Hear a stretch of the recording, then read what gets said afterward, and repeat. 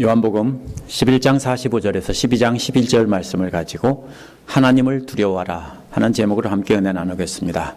지난주 말씀에서는 예수님은 마르다의 바리새파적인 믿음을 대화를 통해 고쳐주셨습니다. 마르다는 예수님의 가르침을 받으면서도 본래 자기가 가지고 있던 믿음에서 벗어나지 못하고 있었던 것입니다.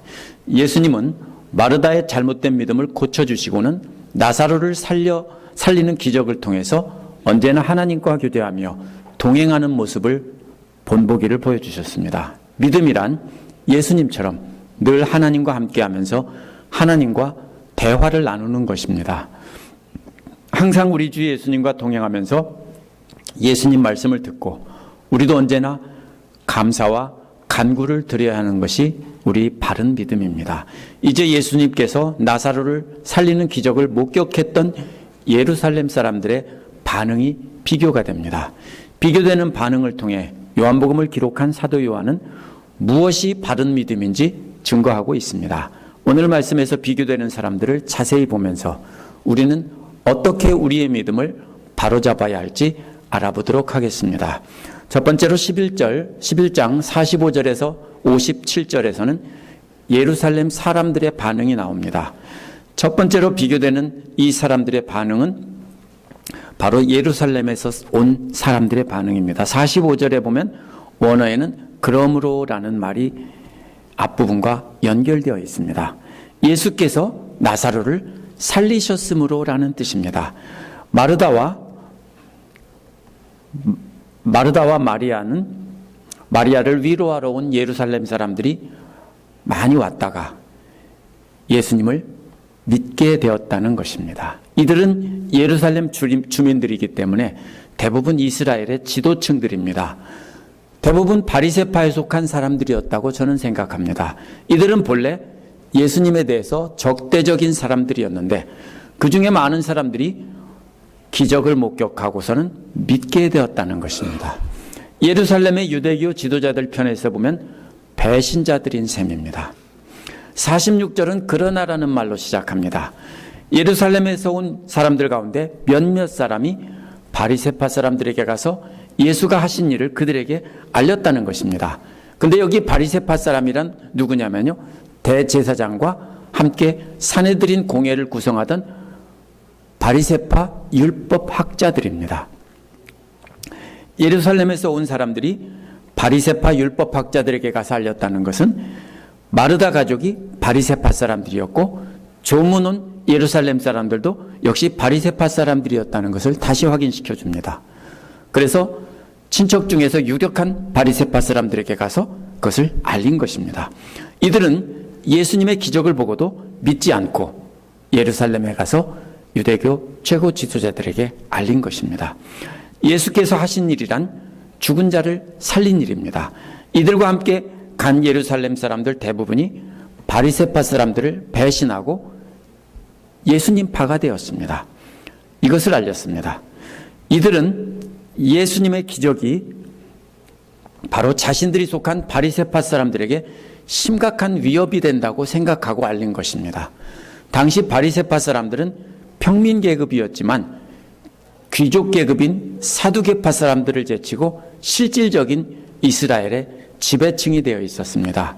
이스라엘의 지배층이 바벨론으로 잡혀가면서 성전이 사라집니다.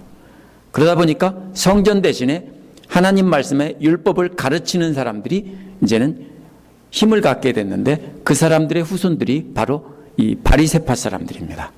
그래서 제사보다는 회당에서 율법을 가르치는 일을 통해서 하나님을 경배했기 때문에 이 바리새파 사람들이 힘을 갖게 된 것입니다. 47절은 그래서 그러므로라는 말로 시작합니다. 대부분 예수님 편으로 돌아섰고 그 중에 몇 명만이 빠져나와 이 놀라운 사실을 알렸으므로라는 말입니다. 예루살렘에는 비상이 걸렸습니다. 바리새파 입장에서 보면 이런 얘기입니다. 모두가 다 장례식장에 갔다가 예수님께 다 사로잡혔고 그 중에 몇 명만이 구사일생으로 빠져나와 그 위기를 알렸다, 이런 뜻입니다. 문제는 나사로를 예수께서 살렸다는 데 있는 게 아니라 조문을 갔던 대부분의 사람들이 예수님께로 돌아섰다는 데 여기서 문제가 있습니다. 그 얘기를 지금 오늘 본문 끝까지 계속 강조합니다. 우리가 성경을 읽을 때 잘못 읽으면 나사로를 살린 것이 문제라고 생각하는데 나사로를 살린 것은 문제가 아닙니다. 그것을 보고 예루살렘에 있던 유대교 지도자들이 바리새파에 속한 사람들이 다 예수께로 넘어갔다는 것입니다. 그래서 47절 앞부분은 대제사장과 바리새파 사람들이 공의회를 소집하여 말했다라고 했습니다. 이스라엘을 실질적으로 다스리던 산헤드린 공회를 구성하는 대제사장들과 바리새파 율법학자들이 함께 모여서 긴급 회의를 소집한 것입니다. 큰일 났다 이거. 나사로가 살아난 것이 큰일이 아니라 사람들이 우리 편 사람들이 다 넘어갔다 이런 말입니다. 본래 바리새파 사람들과 사두개 사람들은 앙숙입니다. 적이에요. 사두개파 사람들은 제사장 가문으로 전통적인 귀족 계급입니다. 이들은 자신들의 권위가 이미 다 떨어졌지만 그래도 지키려고 노력하던 사람들입니다. 반대로 바리새파 사람들은 귀족은 아니지만 율법을 가르치는 일로 실질적으로 이스라엘을 지배하고 있던 사람들입니다. 그래서 이들은 이스라엘의 주도권을 두고 서로 다투고 있었습니다. 하나는 비공식적인 지도자고요. 하나는 공식적인 지도자들인 것입니다. 하지만 이들의 지도권이 예수님에게 통째로 넘어가고 이제는 자신들은 바리새파건 사두개파건 다 아무것도 아니게 된 것입니다. 그래서 이런 위기에 놓이게 되자 이들이 연합을 했습니다. 무슨 얘기인지 아시죠? 형제들끼리 막 싸우다가도 옆집에 와서 싸우면 어떻게 됩니까? 형제들끼리는 연합하는 겁니다. 예수님 때문에 자기들이 개털이 될 가능성이 매우 높아지자 자기들끼리 연합한 겁니다. 이들이 산헤드린 공회를 소집해서 한 말은 이 사람이 표징을 많이 행하고 있으니 어떻게 하면 좋겠습니까? 라는 말입니다. 원어의 뜻은 지금 우리가 무엇을 할 수 있느냐 이런 말입니다. 어떻게가 아닙니다. 지금 우리가 뭘 할 수 있느냐. 이렇게 많은 기적을 보고 많은 사람이 예수님 편으로 넘어가서 믿고 따르는 상황에서 막을 길이 아무것도 없다는 겁니다. 해볼 수 있는 게 아무것도 없다는 겁니다. 이 질문에 대한 대답이 12장 19절에 나오는데 너희가 하는 일이 쓸데없다. 보라 온 세상이 그를 따르는도다 라고 했습니다. 문제가 뭡니까? 막을 길이 없다는 겁니다. 모두가 다 예수님을 따른다는 겁니다. 이렇게 다 넘어가고 이제는 적은 수가 남았다는 것입니다. 분명히 자기들 편인 바리새파 사람들까지 예수님 편으로 넘어가는 그런 위급한 상황에 이르렀습니다. 속수무책으로 사람들을 다 뺏기는 것 말고는 아무런 대책도 없다라는 뜻입니다. 48절에서 이 사람을 그대로 두면 모두 그를 믿게 될 것이요. 그렇게 되면 로마 사람들이 와서 우리 땅과 민족을 약탈할 것입니다. 라고 했습니다. 따라서 산헤드린 공회원들이 주목하는 문제는 자기 사람들을 뺏기고 있다는 것입니다.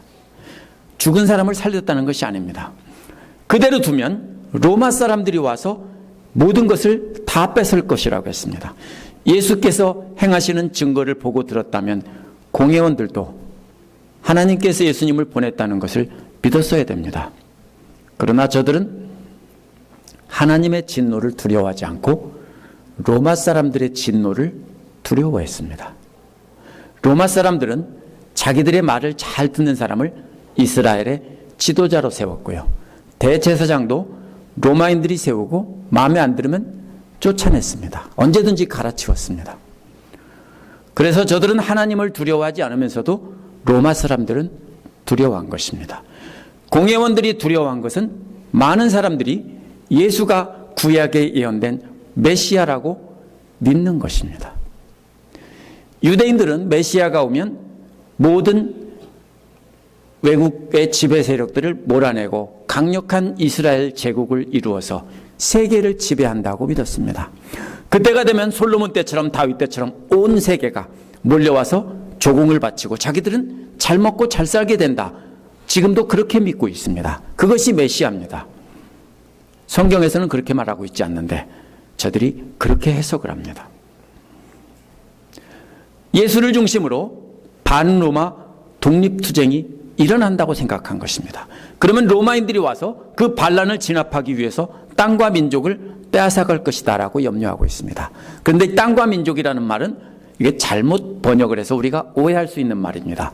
원래 이 말은 우리의 장소와 우리의 나라입니다. 땅이 아니고 우리의 장소와 우리의 민족입니다. 장소란 뭐냐면 예루살렘 성전이 있던 거룩한 그 장소를 말하는 것입니다. 그리고 나라란 이스라엘 백성이라는 뜻입니다.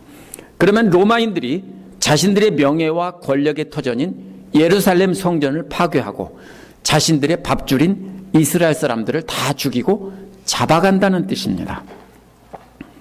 그러나 성전은 자기들의 장소가 아니라 하나님의 장소였습니다. 하나님의 장소를 자기들의 장소로 만든 도둑입니다. 뒤에도 도둑이 또 나오는데요. 이 사람들도 도둑입니다. 하나님의 장소를 자기들로 만들었고 하나님의 백성을 자기들 백성으로 만들었기 때문입니다. 이스라엘 백성들도 자기들 백성이 아니라 하나님 백성입니다. 근데 이 사람들은 뭐라고 합니까? 우리 장소와 우리의 백성들을 다 뺏기게 된다라는 것입니다. 저들은 하나님의 성전과 하나님의 백성들을 자기들이 차지했습니다. 그래서 저들은 하나님과 하나님 나라가 이 땅에 이루어지는 것은 아무 관심이 없습니다. 나라가 썩고 망하면 지배층들은 뭐에만 관심이 있습니까? 자기들 밥그릇에만 관심이 있고 다른 나라가 지배해도 자기들 밥그릇만 보장해주면 오케이죠. 나라가 썩으면 그런 겁니다. 이 사람들도 마찬가지입니다. 관심이 없어요. 오직 자기들이 소유하고 있던 성전과 백성들을 뺏길까 봐 전전긍긍하고 있는 모습입니다. 성전과 백성을 이용해서 누리던 자기들의 권력과 특권적인 지위를 빼앗길까 봐 염려하고 있는 것입니다. 지금 예수님이 다시 오신다고 해도요, 이런 상황은 비슷합니다. 오늘날 기독교 지도자들도 자신들이 누리는 것을 뺏길까 봐 염려하고 있을지도 모릅니다. 교회가 타락하면 옛날이나 오늘날이나 하나님의 것을 누구 건 줄 알아요? 자기 개인 소유로 삼습니다. 49절에 보면 이처럼 속수무책으로 걱정만 하고 있던 사내들인 공회원들을 보고 답답해했던 사람이 있습니다. 그 해에 대제사장인 가야바가 앞에 나섰습니다. 본래 대제사장은 종신직입니다. 죽을 때까지 하는 것입니다. 그런데 유대인인 요한이 그걸 모르고 그 해에 대제사장이라고 한 것이 아닙니다.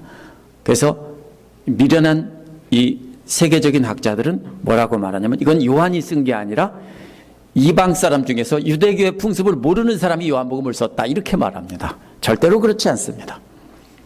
사도 요한은 종신직인 대제사장이 로마의 꼭두각시가 되어 언제 잘릴지 모르는 상황에서 눈치를 보고 전전긍긍하고 있다는 것을 조롱하기 위해서 그 해에 대제사장 이렇게 쓴 것입니다. 이처럼 종신직인데 임시직으로 전락한 대제사장의 한 말이 49절 끝에서 50절까지 다음과 같이 나옵니다. 당신들은 아무것도 모르고 한 사람이 백성을 위하여 죽어 민족 전체가 망하지 않는 것이 당신들에게 유익하다는 것을 생각하지 못하고 있어. 아무것도 할 일이 없다며 한탄만 하고 있던 사내들인 공회원들에게 이 바보 멍청이들아 이런 말입니다. 그 말은 뭐예요? 예수를 죽이면 간단하게 해결된다는 것입니다. 죽이면 간단하게 끝날 것을 왜 속수무책으로 당하고만 있느냐는 겁니다. 대다수의 사내들인 공회원들은 바리새파 율법학자이지만 그래서 이들은 부활을 믿는 사람들이기 때문에 그래도 함부로 죽인다고 생각은 못하고 있어요. 근데 이 가야바는 사두개인이기 때문에 이들은 부활을 믿지 않아요. 죽으면 끝이라고 생각하기 때문에 이 사람은 죽이면 된다는 겁니다. 죽이면 끝이다. 이렇게 주장한 것입니다. 예수 한 사람 죽여서 민족 전체가 망하지 않는 것이 낫다고 한 것은요, 애국심에서 한 말이 아닙니다. 뭐라고 했어요? 당신들에게 유익이라고 했기 때문입니다. 당신들이 누굽니까? 사내들인 공회원들입니다. 이스라엘의 지배층들입니다. 예수님만 죽이면 1년짜리 임시직인 대제사장 가야바를 비롯해서 산헤드린 공회원들은 정규직 같은 임시직이 되어서 계속 영광과 권력을 누릴 수 있다라는 것입니다. 이는 하나님의 백성을 생각해서가 아니라 영광과 권력에 대한 탐욕 때문에 한 말입니다. 51절, 52절은 요한복음을 기록한 요한이 해석한 말입니다. 해설한 말입니다. 51절, 52절은 다음과 같습니다. 이 말은 가야바가 자기 생각으로 한 것이 아니라 그 해의 대제사장으로서 예수가 민족을 위하여 죽으실 것을 예언한 것이니 민족을 위할 뿐 아니라 흩어져 있는 하나님의 자녀를 한데 모아서 하나가 되기 위하여 죽으실 것을 예언한 것이다. 이 말은 잘못 읽으면은 가야바가 하나님의 뜻을 알고 예언했다라는 것처럼 이해할 수 있습니다. 하지만 그런 뜻이 아닙니다. 1년짜리 임시직이란 말이 또 나옵니다. 여기서. 그러면서 뭐라고 합니까? 1년짜리 임시직 대제사장 가야바는 자기 생각을 말했지만 세월이 흐르고 요한복음은 수십 년 뒤에 기록됐습니다. 나중에 지나고 보니까 예수님이 돌아가시고 부활하시고 나서 보니까 역사적인 관점에서 되돌아보니 대제사장의 자격으로 하나님의 예언을 한 셈이 되었다, 이런 뜻입니다. 가야바가 예언을 했다는 게 아니고 나중에 수십 년 뒤에 모든 일이 지나고 보니까 하나님께서 그렇게 만드셨다라는 뜻입니다. 민족을 위하여 죽으신다는 것은 예수님을 믿는 사람들로 구성되는 하나님 나라의 백성을 위해서 죽으신다는 뜻입니다. 예수님의 죽음은 모든 믿는 자들을 구원하기 위한 희생제물이 되는 것이라는 뜻입니다. 52절의 민족들이라는 말은 원래 이스라엘 땅에 살던 유대인들입니다. 또 흩어져 있던 하나님의 자녀들은 지중해 연안에 흩어져 있던 디아스포라 유대인들을 가리키는 겁니다. 그래서 예루살렘 유대 땅에 사는 사람과 전 세계에 흩어져 있는 유대인들을 다 메시아가 오면 한데 모아서 하나님 나라를 세우고 그래서 강력한 나라를 이루게 된다. 유대인들이 믿던 메시아관입니다. 그런데 요한은 이것을 가지고 뭡니까? 유대 땅에 살던 그 당시에 유대인들, 크리스찬들과 또 전 세계에 흩어져 있던 모든 이방인들까지 다 모여서 하나님의 나라를 이루게 된다. 이것을 이렇게 가르치고 있는 것입니다. 이는 앞에서 양 우리의 그림으로 이해해야 합니다. 예수님은 우리 안에 있던 양들을 위해서만 목숨을 버리신 것이 아니라 우리 밖에 전 세계에 흩어져 있던 잃은 양들을 위해 목숨을 버리셨다는 것입니다. 마지막 때가 되면 모든 믿는 자들이 한데 모여서 하나가 되어 삼위일체 하나님을 찬양하는 것을 예언한 것이다. 이렇게 설명하고 있는 것입니다. 이 가야바의 말을 통해서 이 사도 요한은 앞으로 마지막 때 이루어질 일들을 가르치고 있는 것입니다. 이 해설을 통해서. 53절은 그들은 그날로부터 예수를 죽이려고 모의하였다라고 했습니다. 산헤드린 공회는 1년짜리 임시직 대제사장 가야바의 바보 같은 의견을 받아들인 것입니다. 공회원 모두가 옳다고 여겨서 죽이기로 결의했습니다. 이제 그 긴장감은 더욱 고조되고 있습니다. 마치 추리소설과 같은 그런 장면들이 계속 긴장감이 점점 고조되고 있는 장면입니다. 이제 54절은 그러므로라는 말로 이어지는데요. 산헤드린 공회가 예수를 죽이기로 결의하였으므로라는 뜻입니다.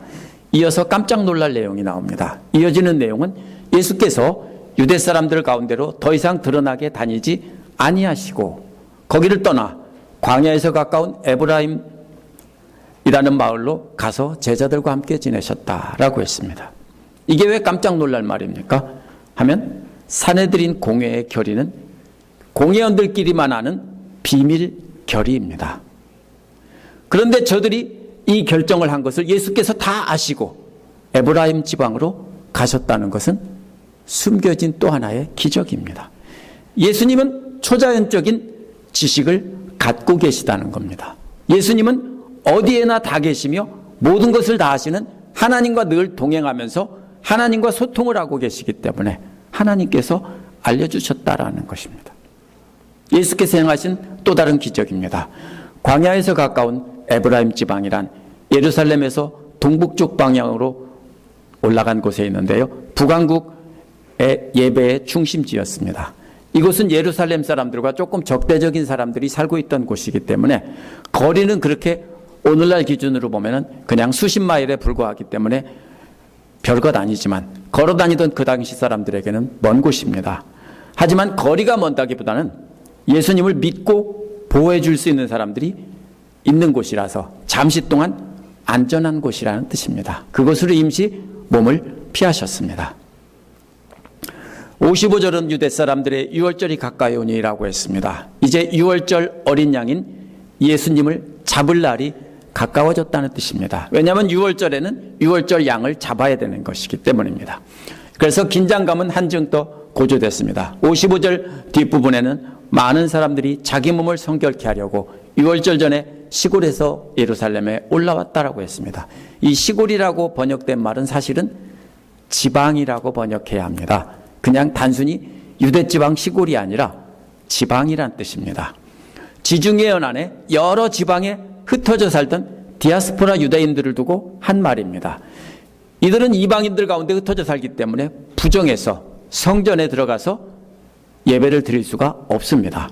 그래서 축제의 일주일 전에, 유월절 일주일 전에 한 주간 동안을 정결케 하는, 몸을 성결케 하는 기간을 두었습니다. 그래서 이 디아스포라 유대인들은 일주일 전에 도착해서 일주일 동안 자기 몸을 성결하게, 이방의 땅에서 온 것을 성결하게 해서 그 다음에 함께 거룩한 잔치에 참여했던 것입니다. 산헤드린 공회원들을 이렇게 많은 사람들 중에 예수님을 찾고 있는 모습입니다. 왜냐하면 가장 큰 명절이기 때문에 전 세계 각지에서 사람들이 모여들어서 예루살렘은 마치 뭐와 같습니까? 추석이나 설 때의 모습 같은 모습이고, 마치 그 추석이나 설에 고향에 가기 위해서 서울역 앞에 모여있는 사람들과 같은 그런 상황입니다. 작은 예루살렘이라는 곳에 사람들이 바글바글 몰려들어서 아주 굉장히 복잡해진 상황입니다. 그런 중에 예수를 찾고 있는 모습입니다. 56절도 그러므로란 말로 이어집니다. 유월절이 가까워서 많은 사람이 예루살렘에 이렇게 북적거리고 있으므로라는 뜻입니다. 그들이 예수를 찾다가 성전뜰에 서서 말했습니다. 공회원들이 사람들을 시켜서 비밀리 예수를 찾아보라고 명령을 내린 상태에서 못 찾은 겁니다. 그래서 성전뜰에 서서 대화하는 장면입니다. 공회원들이 성전뜰에서 주로 모임을 가졌다는 것을, 이것을 알려줍니다. 그들의 대화의 내용은 이렇게 소개됩니다. 당신들은 어떻게 생각합니까?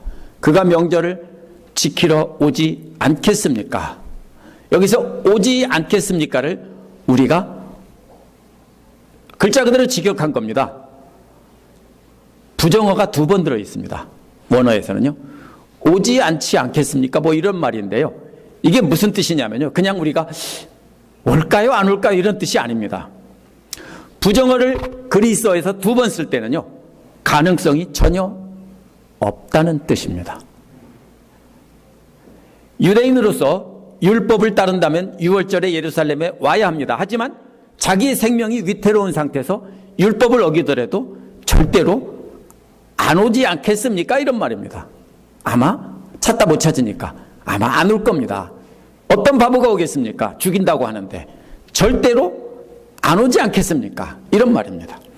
그래서 저들은 57절에서 공개적으로 지명수배를 내립니다. 지금까지는 몰래 찾다가 못 찾으니까 이제는 공개적으로 지명수배령을 내린 것입니다. 이제 긴장은 최고조에 달했습니다. 이 상황에서 12장 1절부터 8절은 마리아와 가룟 유다의 반응이 비교가 됩니다. 12장 1절도 그러므로라는 말로 시작합니다. 이제 공개적으로 지명수배령을 내렸으므로라는 뜻입니다. 앞에서 공회원들은 예수가 절대로 안 올 것이라고 생각하고 지명수배를 내렸는데 예수님은 지명수배를 내렸으므로 유월절 엿새 전에 베다니에 갔다. 말이 안 되죠. 저들은 절대로 안 올 것이다 이렇게 예상하고 있었는데 예수님은 지명수배령이 내렸으므로 예루살렘 코앞인 1.7마일 떨어진 베다니에 가셨다. 이런 말입니다. 이 말은 원래요. 예수님은 사람들의 예상을 깨고 행동하신 겁니다. 사람들은 두려워서 안 올 것이라고 생각하고 있는데 예수님은 그 틈에 가장 북쪽이는 예루살렘 코앞으로 가셨다는 겁니다. 지명수배를 내렸기 때문에. 무슨 뜻입니까? 지명수배령이 내려졌으므로 이제는 유월절 어린 양이 돼서 죽으시려고 예루살렘 1.7마일 떨어진 베다니에 나타나셨다, 이런 말입니다. 고조된 긴장은 예기치 못한 예수님의 행동으로 더더욱 높아졌습니다. 주일에는 유대교 지도자들과 예수님 사이의 긴장이 잠시 멈추어지고 갑자기 나사로의 집에서 저녁 식사하는 장면이 나옵니다. 그러나 잔뜩 긴장이 고조된 것이 잠시 멈추어져 있습니다. 그러면 어떻게 됩니까? 긴장은 점점 커집니다. 걱정거리가 있는데 잠시 딴 일을 합니다. 없어지지 않죠. 계속 걱정거리는 커지는 거죠. 유대교 지도자들이 예수님을 죽이려고 지명수배를 내리자 예수님은 자진해서 죽으러 베다니에 가셨고 마리아는 거기다 한술 떠서 예수님의 장례식을 준비하고 있는 장면입니다. 향유를 부은 사건이 마태, 마가, 누가에도 나오는데요. 마리아가 향유를 부은 사건과는 전혀 다른 사건입니다. 요한복음에도 보면은, 누가복음에서 보면은 앞부분에서 첫 번째 유월절에 그 행한 것으로 나오고 그 집도 다르고 이름도 나오지 않고 모든 사건이 다 다릅니다. 그래서 이것을 하나의 사건으로 보지 않고 이것은 독립된 사건입니다. 2절에 보면 잔치를 베풀었는데 마르다는 음식을 대접하고 있고 나사로는 예수님과 함께 식탁에 기대어 누워 있습니다. 그러므로라는 말로 이어집니다. 식사 준비가 되었으므로라는 뜻입니다. 근데 유대인들은 식사를 하기 전에 손님들의 발을 씻기고 올리브유를 발라줍니다. 보통은. 그런데 놀라운 일이 다음과 같이 이루어집니다. 마리아가 매우 값비싼 순나드 향유 한 근을 가져다가 예수님의 발에 붓고 자기 머리털로 그 발을 닦았다라고 했습니다. 이게 뭐냐면요. 나드가 뭐냐면 북인디아산, 인디아면 굉장히 먼 곳입니다. 그 당시 사람들이 갈 수 있는 끝입니다. 북인디아산 나드 뿌리에서 추출한 향유인데요. 순이라는 말이 뭡니까? 순도 100%라는 뜻입니다. 진짜 나드라는 뜻입니다. 보통은 가짜, 조금 섞인 가짜가 많았겠지만 이건 순도 100% 진짜라는 겁니다. 근데 이 한 근이 얼마큼이냐면요. 약 12온스 정도 됩니다. 적은 양이 아니에요. 12온스면요. 12온스 정도 됩니다. 이는 왕의 대관식 때도 보기 힘든 정도의 엄청난 양의 향유입니다. 이 귀한 향유입니다. 본래 그 집종이 물로 발을 씻기고 올리브유를 발라주는 것이 옳습니다. 마리아가 예수님의 발을 씻기는 것은 예수님의 종이 되겠다는 뜻입니다. 종이 아니고는 절대로 발을 씻기지 않습니다. 마리아는 물 대신에 최고 값비싼 향유로 예수님의 발을 씻기고 있습니다.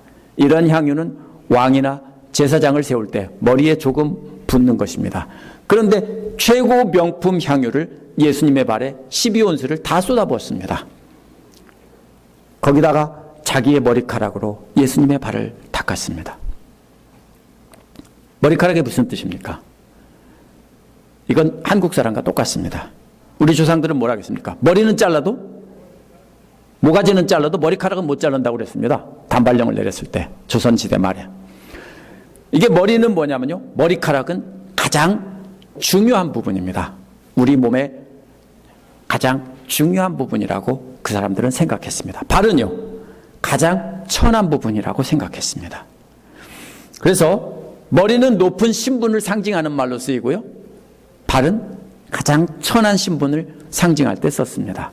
마리아는 자신의 가장 존귀한 부분으로 예수님의 가장 낮고 천한 발을 씻겨드림으로써 자신을 한없이 낮추고 있습니다. 침례 요한이 뭐라고 했습니까?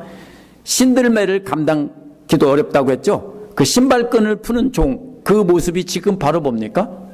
마리아가 지금 예수님의 신발끈을 풀고 향유를 붓고 자기의 머리털로 발을 씻겨줍니다. 그래서 어떻게 합니까? 예수님을 어떻게 하면 높여드릴까? 자기를 어떻게 하면 낮출까? 이것을 하고 있습니다. 마가복음에서는 예수님의 머리에 부었습니다. 예수님을 만왕의 왕으로 세우는 대관식에서 부은 것입니다. 그러나 요한복음에서는 예수님의 사역의 마지막 부분에서 예수님의 발에 부었습니다. 발은요, 죽은 시체에다가 이것을 부을 때 발에다 부었습니다. 그래서 이제는 예수님의 장례식을 준비한 것입니다. 예수님의 영광스러운 죽음을 준비한 것입니다. 그래서 마리아는 살아있는 예수님의 발에 이제 죽었다고 치고 미리 그 발에다가 부은 겁니다. 그러자 온 집안에 향유 냄새가 가득 찼다고 했습니다. 향유의 가치는 향기에 있습니다. 그 액체에 있지 않고 향기에 있는데요. 마리아가 최고의 향기를 부어드린 것은 최고의 존경심을 나타내는 것입니다. 감격하는 마음으로 드린 최고의 존경이 온 집안에 가득 찼다라는 것입니다. 단순한 냄새가 아닙니다. 단순한 냄새 때문에 온 집안을 그렇게 엄청난 비용을 노동자 1년 품삯을 다 쏟아서 허비하는 사람이 어디 있습니까? 나사로를 살려주신 그 은혜에 감사해서 자기가 가진 가장 귀한 것을 쏟아부어서 예수님을 높인 겁니다. 그런데 초대교회 성도들은요, 집이라는 말을 어떻게 생각했는지 아십니까? 교회가 다 집에서 모였습니다.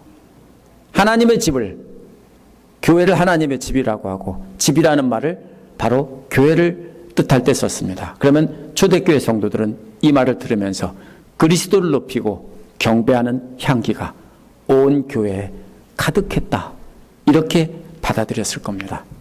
이와는 대조적인 반응이 나옵니다. 4절부터 나오는데 4절에 보면 제자 중 하나인 가룟 유다가 말했습니다.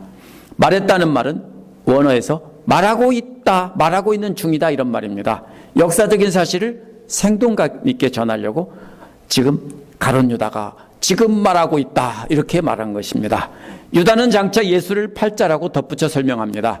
유다는 이 향유를 300데나리온에 팔아서 가난한 사람들에게 주지 않고 왜 이렇게 낭비합니까? 말했습니다. 여기 보면은 이 사람 말이 맞는 것 같습니다. 300데나리온이면 노동자 1년 품삯입니다. 하루가 한 데나리온인데요. 그 중에서 뭐를 빼야 됩니까? 안식일은 일할 수 없기 때문에 52일을 빼면은 1년치 품삯입니다. 가난한 사람을 불쌍히 여기는 경건한 사람처럼 보입니다. 유다는. 하지만 남을 위해서 위하는 것처럼 가면을 쓴 것입니다. 사도 요한은 6절에서 이러한 유다의 의도를 설명을 합니다. 그가 이렇게 말한 것은 가난한 사람을 생각해서가 아니다. 그는 도둑이어서 돈자루를 맡아 갖고 있으면서 거기에 든 것을 훔쳐내곤 하였기 때문이다. 쉽게 말하면 이런 말이에요. 유다는 회계집사였는데 교회 돈주머니를 갖고 있으면서 그 돈을 몰래 훔쳐내곤 했다, 이런 뜻입니다. 유다는 예수님께서 비유로 말씀하신 도둑이고 강도입니다. 유다가 앞에서는 큰 도둑이에요. 누구요? 대제사장과 사내들인 공회원들은 큰 도둑이에요. 이스라엘 전체를 가지고 훔쳐먹는 큰 도둑인데 이 유다는 이번에는 어떤 도둑입니까? 아주 작은 도둑이에요. 목자의 양떼에는 관심이 없고 돈에만 눈이 먼 도둑입니다. 유다는 예수님과 제자들의 회계 담당자였습니다. 돈을 갖고 다니면서 가난한 사람을 만나면 그것을 나누어 주는 일을 유다가 맡았던 것입니다. 그런데 사실은 도둑질을 했다는 것입니다. 설사 유다가 돈을 훔쳐가지 않고 실제로 가난한 사람에게 나누어 줬다 해도 유다의 모습과 마리아의 그림은 전혀 반대되는 그림입니다. 마리아는 감사와 감격의 마음으로 예수님의 발 앞에 납작 엎드려서 가장 천한 종이 되겠다고 낮은 자리에서 섬겼습니다. 그래서 머리카락까지 풀어서 예수님의 발을 닦았습니다. 그러나 유다는 바리새인들이나 유대의 부자들처럼 높은 자세로 폼 잡고 서서 가난한 사람들에게 자기가 직접 나누어 주겠다는 뜻입니다. 자기가 돈주머니를 갖고 있으니까 내가 나누어 줄 텐데, 그러면 어떻게 됩니까? 교회 돈 가지고 불쌍한 사람을 목사가 전해주면 어떻게 되는지 아세요? 하나님이 존경받아야 되는데 목사가 존경받는 일이 흔해요.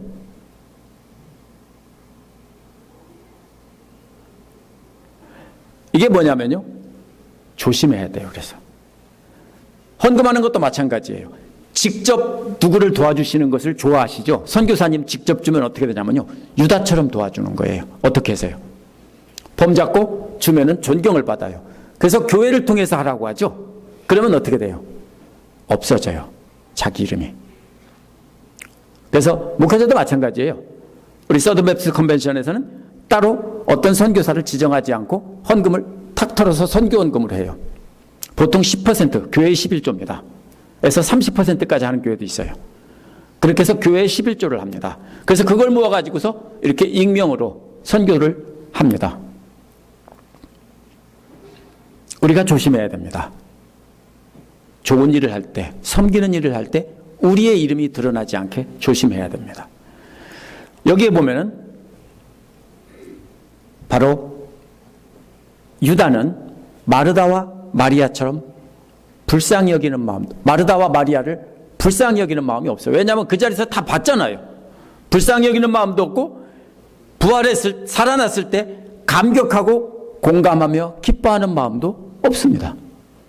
만약에 그 마음을 조금이라도 알았다면 그 말 했겠어요? 동생이 살아나서, 죽은 동생이 살아나서 전 재산을 털어서 감사함을 표현하는데 아깝게 그거를 팔아서 가난한 사람이나 주지 하고 했겠어요? 전혀 공감하지 않고 불쌍히 여기지도 않고 있기 때문입니다. 따뜻한 마음이 없기 때문입니다. 뭐만 던져물어요. 저 돈 팔아서 가난한 사람 주라고 하면 내가 그 중에서 절반은 떼어먹을 텐데, 이런 소리예요. 7절, 그러므로 라는 말로 시작합니다. 유다가 마리아에게 낭비한다고 책망했으므로 라는 뜻입니다. 예수님은 마리아를 책망하는 유다에게 다음과 같이 말씀하셨습니다. 그대로 두어라. 그는 나의 장사날에 쓰려고 간직한 것을 쓴 것이다. 예수님은 이제 십자가에서 돌아가실 것이기 때문에 마리아가 간직해둔 것을 썼다는 뜻입니다. 8절은 왜냐하면이라는 말로 시작합니다. 왜 가난한 사람보다 예수님께 부은 것이 더 소중한가 하면, 이런 뜻입니다. 예수님은 이렇게 말합니다. 가난한 사람은 너희와 함께 있지만, 언제나 함께 있지만 나는 언제나 너희와 함께 있지 않다라는 것입니다. 우리가 이 세상을 사는 동안에 어떤 사회복지국가에서도 가난한 사람은 항상 존재합니다. 가난은 나라도 구제 못한다고 하죠. 가난한 사람은 항상 존재합니다. 그래서 예수님은 가난한 사람은 항상 있다고 한 것입니다. 언제든지 도울 수 있습니다. 그러나 예수님은 지금 이 순간, 마지막 순간이기 때문에 떠나시면 다시는 기념할 수도 없고 존경을 드릴 수도 없다는 것입니다. 이게 다릅니다. 앞에서도 도둑들이 나왔죠. 믿는 사람과 도둑들이 나왔는데, 여기서도 똑같이 믿는 사람과 예수님을 높이는 사람과 작은 도둑이 나왔습니다. 9절에서 11절에는 구경꾼과 제사장들의 반응이 나옵니다. 9절은 유대 사람들이 예수가 거기 계시다는 것을 알고 크게 떼를 지어 몰려왔다. 그들은 예수를 보려는 것이 아니라 그가 죽은 사람 가운데서 다시 살리신 나사로를 보려는 것이었다 라고 말하고 있습니다. 나사로를 살리신 기적을 본 예루살렘 사람들 중에서 일부가 빠져나가서 공회원들에게 알리고 말하자 예루살렘의 많은 사람들이 알게 됐습니다. 그래서 이 사람들이 우리도 한번 죽었다 살아난 사람, 나흘 만에 살아난 사람 한번 보러 가자, 그러지 않겠어요? 빌락시에서 그랬어도 보러 가자고 할 사람이 있을 겁니다. 보러 가자 하는 겁니다. 이들은 예수님만 보려는 게 아니라 나사로를 구경하려는 겁니다. 나사로를 보면 어떻게 됩니까? 그 다음에 예수를 믿게 되겠죠, 많은 사람들이. 그러나 표적을 보고 믿는 믿음은 부적절한 믿음이라고 예수님은 믿지 않는다고 했습니다. 그래도 믿는 겁니다. 앞에서 예루살렘 사람들 중에서 나사로의 가까운 친척과 먼 친척들이 장례식에 왔다가 많은 사람이 예수를 믿었다고 했습니다. 많은 사람을 예수님께 뺏겼습니다. 그런데 이번에 그게 더 널리 알려지자 사람들이 떼거리로 몰려갔다는 것입니다. 이 사람들 중에 나사로가 부활한 것을 알고 많은 사람이 예수를 믿었을 것입니다. 이것을 보고 있던 대제사장들은 걱정을 하게 된 것입니다. 그래서 10절에서 11절에서 그래서 대제사장들은 나사로도 죽이려고 모의하였다 이렇게 말했습니다.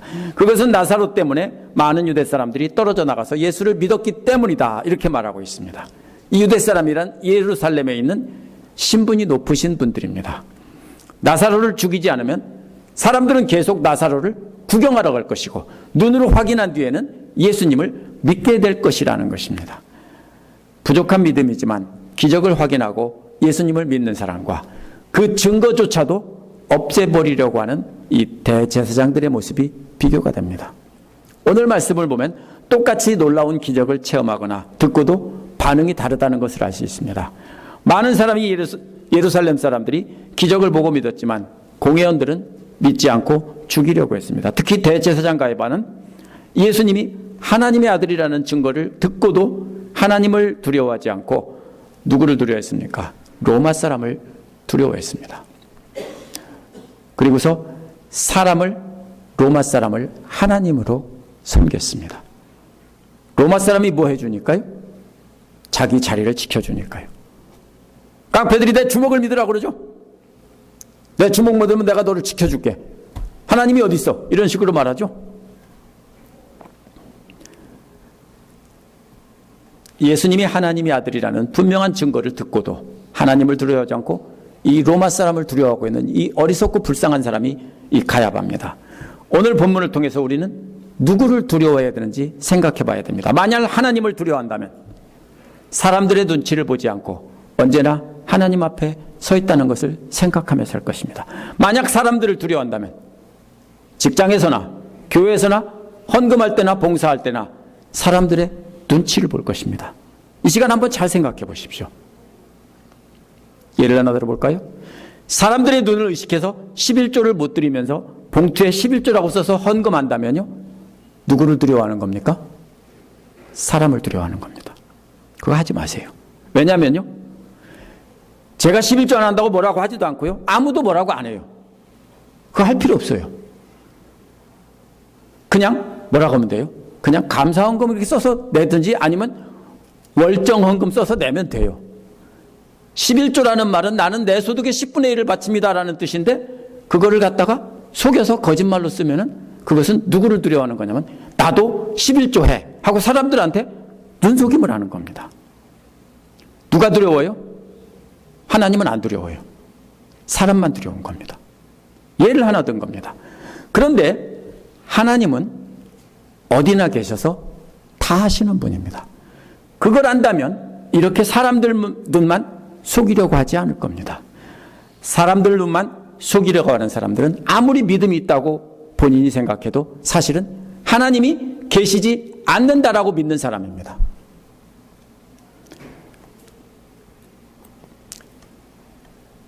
사람들을 의식하지 않고 하나님만 두려워한다면 우리는 마리아처럼 가장 소중한 것을 자발적으로 기쁨으로 예수님께 드리려고 할 것입니다. 하나님을 두려워하지 않고 사람을 의식한다면 유다처럼 향유를 팔아 가난한 사람들에게 나눠줘야 된다라고 주장을 할 것입니다.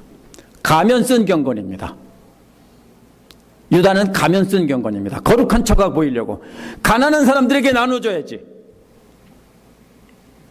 가면 쓴 겁니다. 누구를 두려워합니까? 하나님을 두려워할 것인가? 마리아처럼 진정으로 헌신을 드릴 건가? 아니면 눈속임할 건가? 이것입니다. 하나님을 두려워하지 않는 사람들은 가야바나 유다나 이런 사람과 똑같이 자기 배를 우선으로 하고 자기 배를 채우는 사람들입니다. 하나님을 두려워하지 않는 사람들은 가야바처럼 분명한 증거를 보고도 그 증거를 없애려고 합니다. 이 사람들은 뭡니까? 악질 중에서 심한 악질들입니다. 자신의 거짓 경건을 지키기 위해서입니다. 자신의 밥그릇을 지키기 위해서입니다. 예를 들면 이런 식입니다. 새로운 이사 온 성도가 진짜 경건하기 때문에 많은 사람들이 존경하고 따르면 자기가 받는 존경을 뺏긴다고 생각합니다. 그럼 어떻게 합니까? 비방하고 중상하고 모략해서 교회에 발을 붙이지 못하게 합니다. 그런 일이 비일비재하게 있습니다. 진짜로 하나님이 계시다고 하나님 앞에 서 있다고 하면 그런 사람이 있으면 박수 쳐주고 존경하고 따라야 되는데 자기 것을 뺏길까 봐 욕하고 비방해서 결국은 쫓아내고 맙니다. 약점을 공격하고 자신의 가면을 써서 자신은 올리려고 합니다. 가야바처럼 증거를 없애서라도 자신의 경건을 지켜서 자신이 가진 물질이나 권력이나 교회 안에서의 명예를 계속 지키려고 합니다. 이 시간 우리는 가면을 쓰고 사람을 두려워할 것인가? 아니면 가면을 벗고 자기를 낮추면서 진짜 하나님을 두려워하실 것인가? 선택을 해야 합니다. 기도하시겠습니다.